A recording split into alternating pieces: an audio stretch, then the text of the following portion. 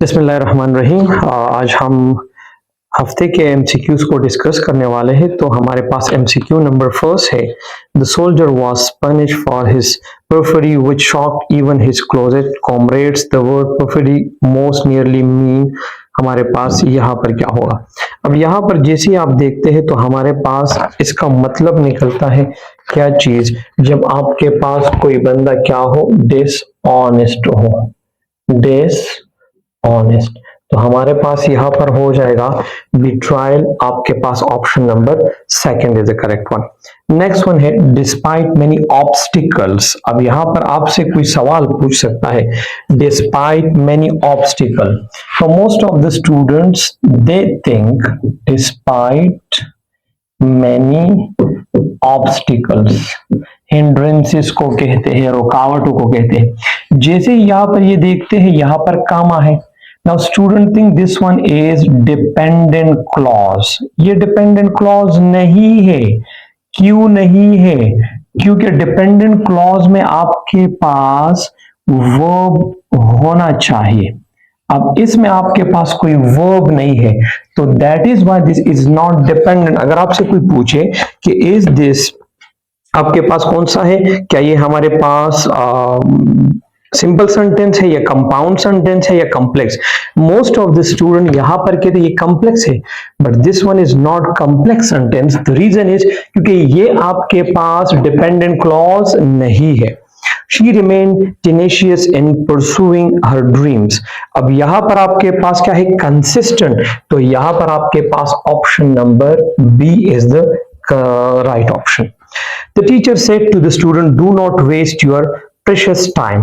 अब यहां पर आपके पास जो टर्म आया, this one is डायरेक्ट और इनडायरेक्ट है, डायरेक्ट एंड इनडायरेक्ट। अब डायरेक्ट एंड डायरेक्ट को जैसे ही आप देखते हैं तो दो चीजें लाजमी याद रखिए, एक को रिपोर्टिंग और दूसरा रिपोर्टेड।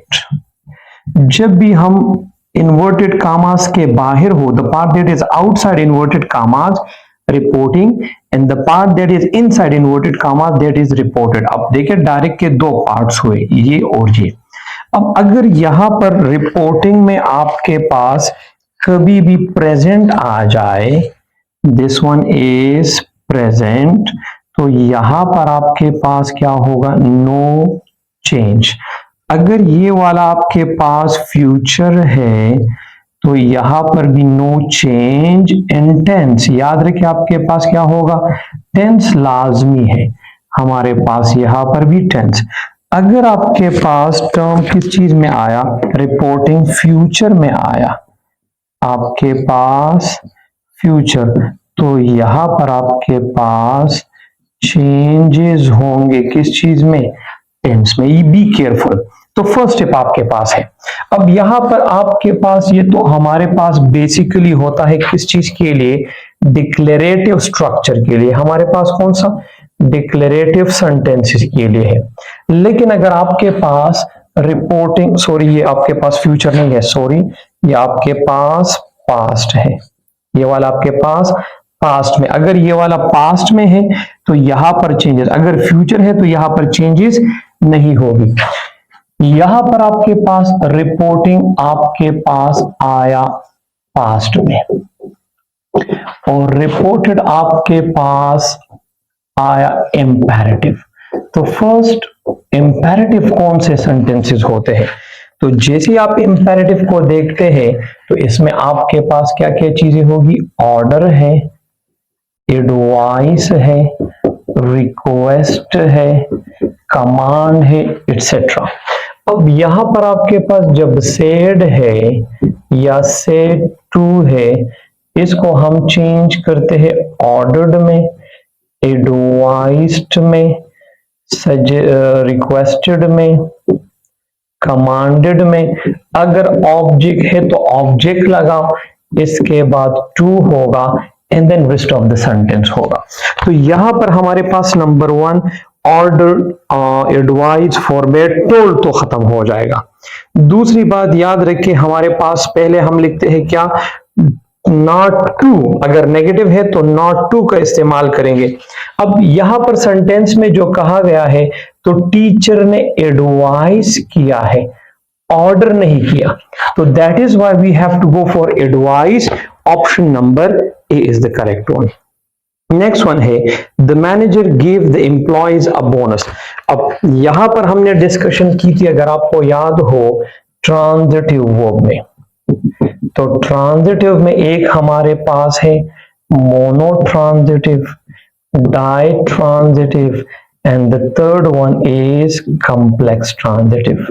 अगर डाइट्रांजिटिव, मोनो का मतलब है वन ऑब्जेक्ट, डाई जब आपके पास दो ऑब्जेक्ट, यहां पर ऑब्जेक्ट प्लस कॉम्प्लीमेंट। अगर डाइट्रांजिटिव आ जाए तो इसका मतलब आपके पास क्या होगा, subject plus verb, object plus object. ये वाला भी यहां पर आ सकता है, ये वाला भी। अब दोनों में हमारे पास सबसे जो, अगर दोनों को हम देंगे, हम कोशिश करेंगे कि लिविंग को पहले लेकर आए, लेकिन दोनों को हम यहां लेकर आ सकते हैं। यहां पर देखिए आपके पास होगा a bonus was given by the manager to the employees, या the employees were given a bonus by the manager. तो यहां पर हमारे पास दोनों स्ट्रक्चर ठीक है। Option number C is the correct one. Next one है the boy jump dash the swimming pool in great excitement. अब बहुत सिंपल सा है, हमारे पास यहां पर है एक बीकर, लेट सपोज यहां पर एक बीकर है, ये खाली है, तो हम यहां पर पानी डालने की कोशिश करते हैं। तो यहां पर आपके पास क्या होगा, pour water into the beaker। तो आसान अल्फाज में इसको हम क्या कहते हैं, इनवर्ड मोशन या मूवमेंट के लिए हम इनटू का इस्तेमाल करते हैं। या फॉर एग्जांपल आपके पास ये है, एक रिवर है, हमारे पास ये एक रिवर हुआ। अब यहां पर एक लड़का है, यहां से ये जंप कर रहा है, तो हमारे पास जो इनवर्ड मूवमेंट है उसके लिए हम किस चीज का इस्तेमाल करते हैं, इनटू। तो यहां पर आपके पास हो जाएगा option number A. Next one है which one of the following sentences contain, कौन सा है हमारे पास, दैट इज पर्सोनिफिकेशन। अब हमारे पास पर्सोनिफिकेशन हम कहां पर देखते हैं, क्या मतलब है। तो पर्सोनिफिकेशन को अगर आप देखें, बहुत सिंपल सा है, personification. Now this one is taken from the word person and faction. Person human को कहते हैं, तो आसान, फिक्शन आपके पास बेसिकली होता है स्टोरी, या इसका मतलब होता है स्टोरी अनरियल होती है, नॉन लिविंग।